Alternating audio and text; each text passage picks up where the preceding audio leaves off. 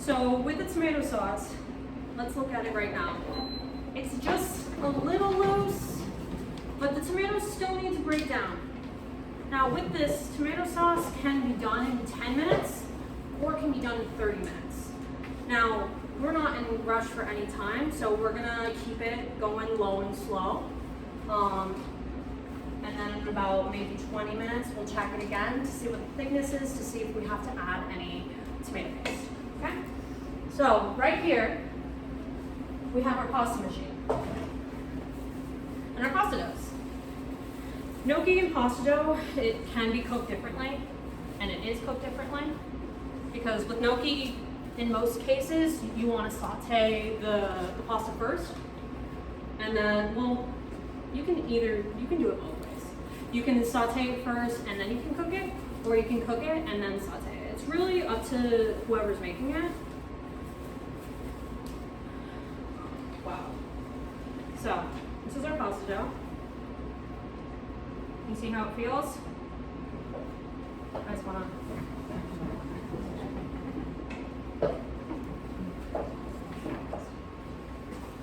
So we're gonna give it a little flour, and we're gonna give the machine a little flour, because if I don't do that, what's gonna happen? It's gonna stick. Okay. So let's move this way so you guys can see. So we're gonna start it at 1. That's an interesting sound. And we're gonna put it on the highest setting. And the highest setting just means that the pillars are separated. So we're gonna bring it right through. That's cool, chef. You wanna bring it through a couple times, and when you do this, you wanna fold it. You're creating that shape. That is pasta.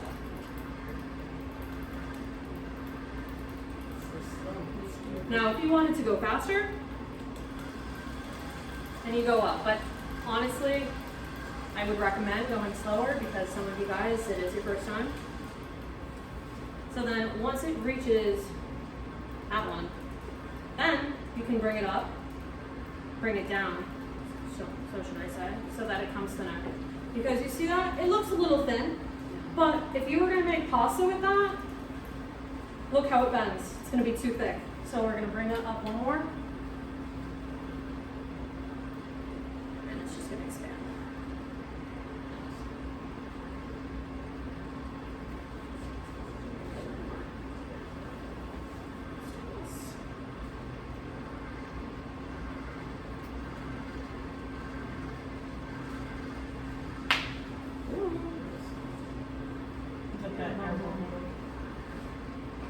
It's like laminated. Technically, yeah.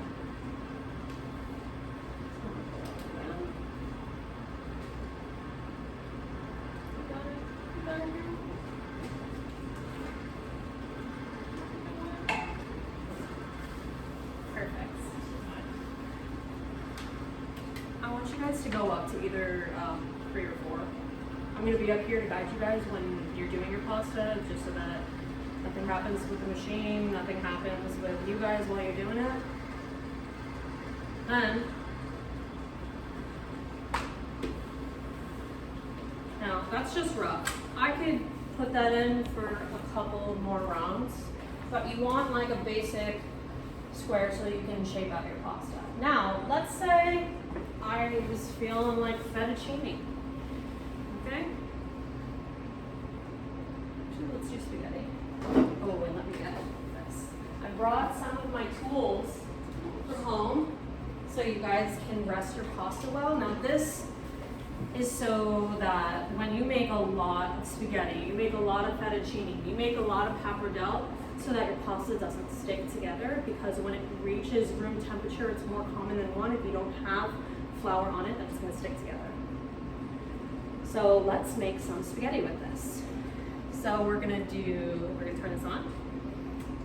And we're gonna slowly just feed it in. We don't wanna force it in there, because if we force it in there, it's not gonna create nice long strands. We don't mess this up. And you kinda wanna guide it so that it's not overlapping. And that way you have some nice spaghetti. You wanna catch it almost halfway.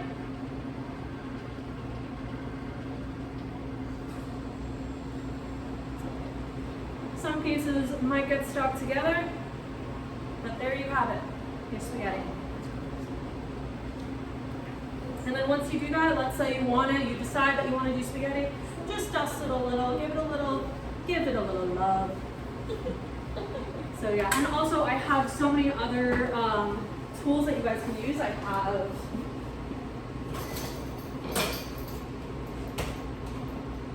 if somebody wants to make ravioli or they decide they want to make ravioli, this is a filler. You put dough in there, then you tap the dough in, fill it, put it on top, and then you use this handy thing and you go across. This one is my favorite one, okay? Ravioli. Then we have other ravioli shapes if you guys want to go bigger. These can be harder in terms of sealing it because you have to make sure that it's dry on the outsides. Think about not a lot of filling because it gets messier if it's your first time, okay? Now this is for all my gnocchi people.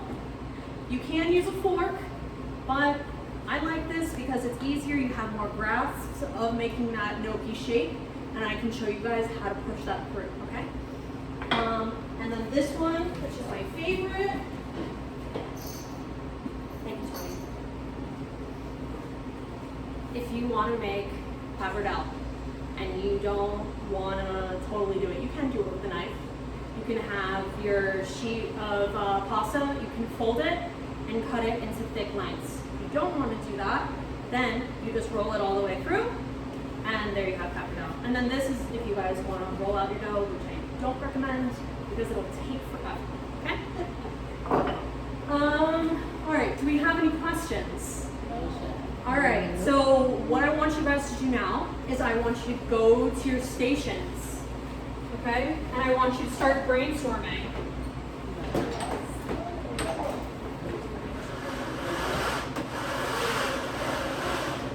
I want you to start brainstorming what you think you're going to do for your dish. Think about what pasta you want to create, what sauce you want to create.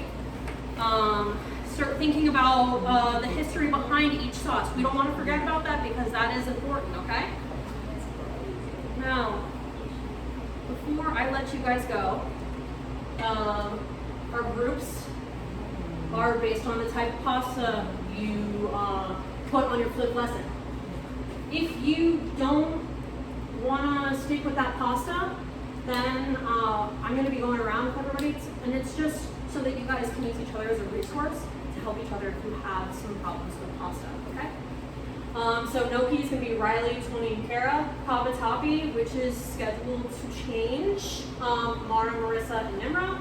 Rigatoni and Penne, kind of. Chrissy and Lizzie. So yeah. And before you guys get up, go to your station, start working on the brainstorm. I just want you to look at what my tomato sauce looks like right now. So can we see how much thicker it got? Do you smell how sweet it is? So I'm gonna keep working on this. I'm gonna give you guys maybe about 10 minutes to get settled and get ready, get your sanitizer, get your soap. Start brainstorming, and I will come around to check in with everyone, okay? Yes, chef. Yes, chef.